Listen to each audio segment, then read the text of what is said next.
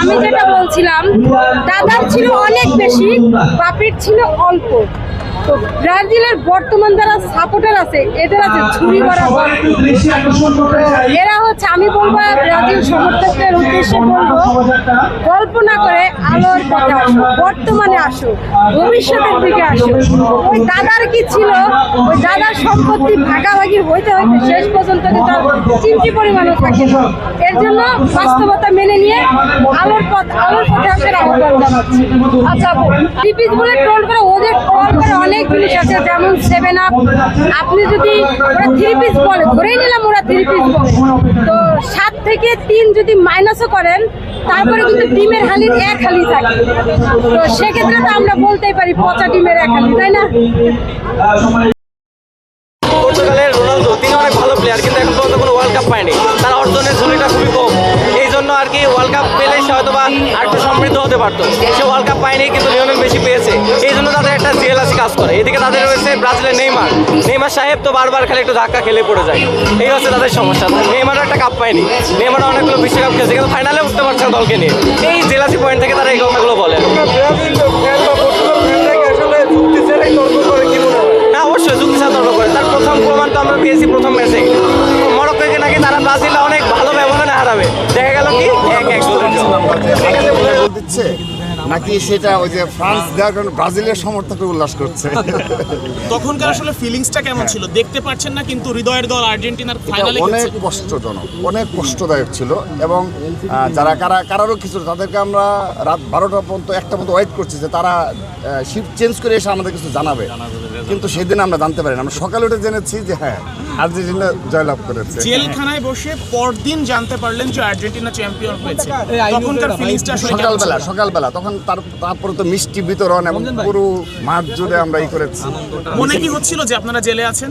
না, এই কষ্ট তো আর ভোলার মতো না। ওই মুহূর্তের জন্য আসলে আর্জেন্টিনা ফ্যান হিসেবে ওইটা তো আমাদের অনেক নেতৃবৃন্দ ছিলাম আমরা। আচ্ছা, আমার শেষ প্রশ্ন সেটা হচ্ছে, ইতিহাসে প্রথমবারের মতো আর্জেন্টিনা ফ্যানরা একদম নির্ভর, কোনো চাপ নেই, কোনো কষ্ট নেই, এবং লিওনেল মেসিও নির্ভর, কোনো প্রত্যাশা নেই, এবং প্রতিপক্ষ যদি ট্রলও করে ওইটাও এখন আর গায়ে লাগে না। এই ফিলিংসটা কেমন? অবশ্যই বাস্তবতা কি, ফুটবলে কিন্তু যাই বলেন না কেন, ব্রাজিলের একটি নান্দনিক ছোঁয়া রয়েছে ফুটবলে, এই অস্বীকার করার কোনো সুযোগ নেই।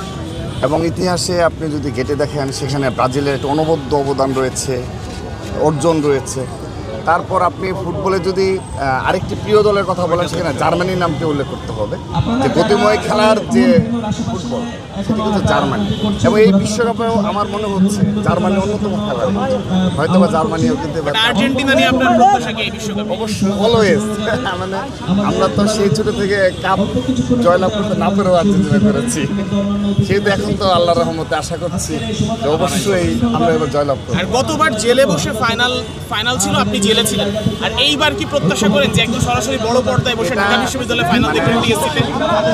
এটি আমাদের অন্যতম যে দুর্ভাগ্য ছিল যে বিশ্বকাপ ফাইনাল জয়লাভ করবে এবং সেখানে আমরা নাই। এটি সবসময় মনে হলে কষ্ট তো লাগে। এবার আশা করছি অবশ্যই বিশ্বকাপ ফাইনাল উঠবে এবং টিএসসিতে বসে খেলা দেখবো। এটা দেখতে পাচ্ছি না। তো পরবর্তীতে আপনার কেরানীগঞ্জের জেলখানা আশেপাশে যে মানে অল্প কিছু বাসা বাড়ি রয়েছে, যখন গোল হতো রাতের বেলা, তো তখন তো ভাইদেরকে আমরা অসংখ্য ধন্যবাদ জানাচ্ছি, তারা অত্যন্ত কষ্ট করে আমাদের এই প্রোগ্রামটাকে কাভার করছেন। যে আর্জেন্টিনা গোল দিয়েছে কারণে তারা উল্লাস করছে, নাকি আর্জেন্টিনা সমর্থকরা গোল দিয়ে উল্লাস করছে, যেন সুন্দরভাবে সকালবেলা আমরা জানতে পেরেছি যে সেটার জন্য আপনারা আর্জেন্টিনা জয়লাভ করেছে। এবারে তো বিশ্বকাপে যে আর্জেন্টিনা আছে এবং আগামীকালকে প্রথম খেলা হচ্ছে, এটা আপনি কোথা থেকে উপভোগ করবেন? এবং বুঝিনি, আগামীকালকে তো আর্জেন্টিনার খেলা সকালে, এটা কিভাবে উপভোগ করবেন এবং কিভাবে দেখছেন যে কালকের খেলা? অনেক সকালের খেলা।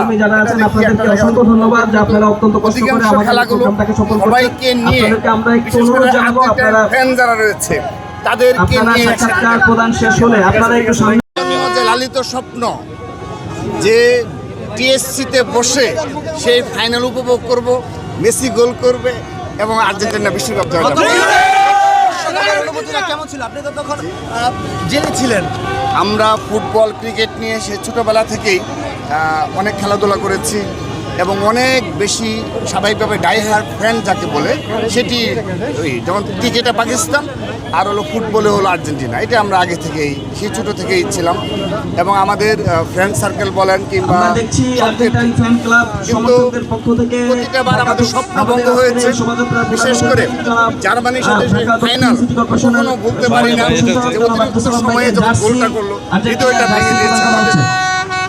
কিন্তু যেবার বিশ্বকাপ ফাইনালে উঠলো দুর্ভাগ্যজনকভাবে 2022 সালে যে নয়াপল্টন পার্টি অফিস থেকে প্রায় 4 শতাধিক নেতাকর্মীকে গণগ্রেপ্তার করা হয়েছিল, তাদের মধ্যে এখানে যারা আর্জেন্টাইন সমর্থক রয়েছে তাদেরকে আহ্বান জানাবো খুব বেশি উচ্ছ্বসিত কিংবা প্রতিপক্ষকে কটাক্ষ করে কোনো কিছু সোশ্যাল মিডিয়ায় বেশি করা যাবে না, কারণ আমাদের এই চেষ্টা যেন ফাইনাল পর্যন্ত থাকে।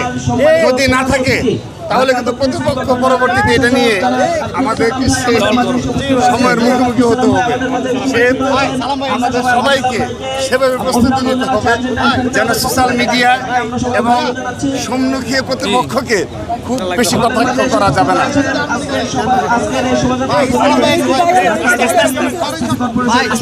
গতবারের বিশ্বকাপে